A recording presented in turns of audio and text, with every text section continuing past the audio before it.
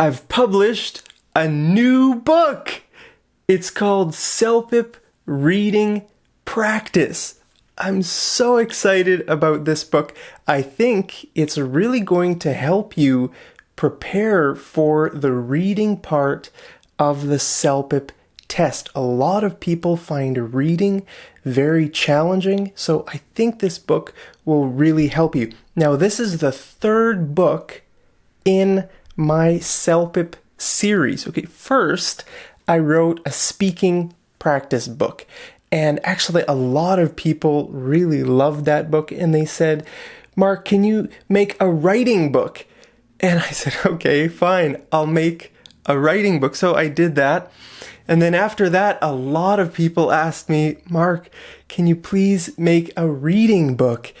But I delayed for a long time. And finally, I decided, okay, I'm going to stop doing other things and I'm going to write this book. So actually, I went to Mexico to write this book.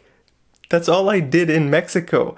I ate watermelon and papayas, and I finished this reading book. I worked really hard. I didn't do any sightseeing. I didn't go anywhere to see some, tourist activities. Mexico has a lot of nice places, pyramids, really, nice historical places. I didn't really do any of that. I just sat in my room and I wrote this book because I wanted to get it finished. Well, now it's finished. It's on my website. Hey, if you want to get a copy of this book, you can go to metv.cool. That's my website, and you can get a copy of this book. Now, this book is a little bit different from my other books in that I made it in landscape format instead of portrait. My other books, the speaking and the writing book, are in portrait, right? Like a normal page. Whereas this one I made in landscape. So it looks like this. Okay, this is a sample question. Here is the reading passage and then the questions here. That's why I made it like this.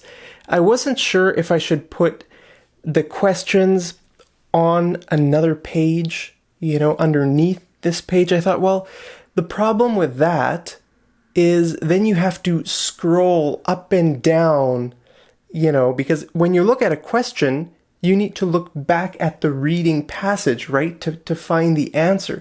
So then you're always having to scroll up and down a page, right? Whereas this way, it's on the same page.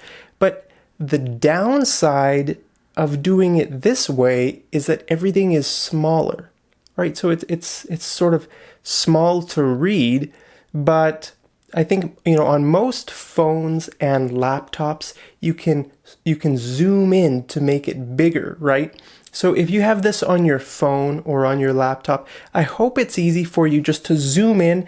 You can read it, and then you can sort of go back and forth between these two sides of the page. Anyway, I thought that was the best way to do it because this is how it is on the real CELPIP test. You'll see the reading passage over here, and then you'll see the questions over here. Okay, so now in each question of my book, you'll see 4 parts. The first part is reading passage and the questions, like I just showed you. And then the next page is vocabulary. There's so much vocabulary in these questions and on the real test. The more knowledge you have about vocabulary, the better your vocabulary is. You're going to do a lot better on the test, and it's going to be easier for you. So in this book, you're going to learn hundreds and hundreds of new words that I think will really help you on the real test as well. Then the next page is tips.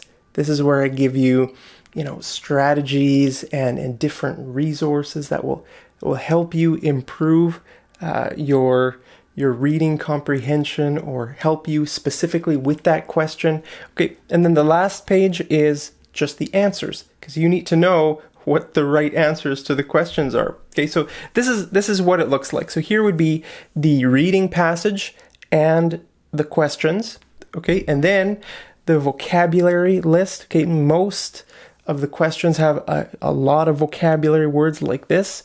Okay, for example, sap. Do you know what sap is? Well, that's a word in this question. Sap is a thick, sticky liquid that comes from a tree. Okay, so this question is about maple syrup. Now, actually, in the next few lessons, I'm going to show you some example questions from my book.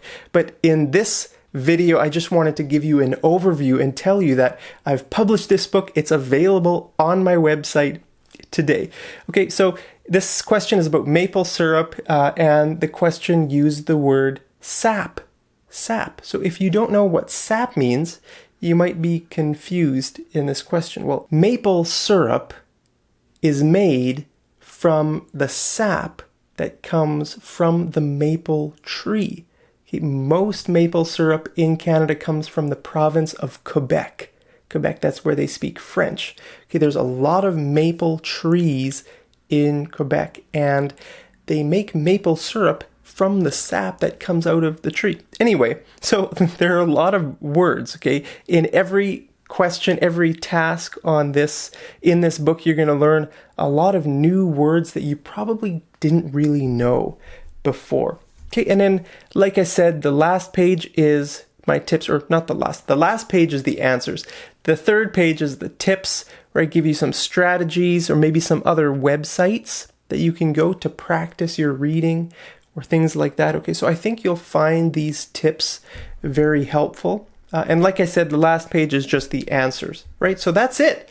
Hey, I hope you find this book really helpful. I really hope it helps you on the CELPIP test. You know, I know a lot of people really struggle on the test. It's a hard test. Any exam has really challenging things. I think, you know, the CELPIP exam is definitely challenging.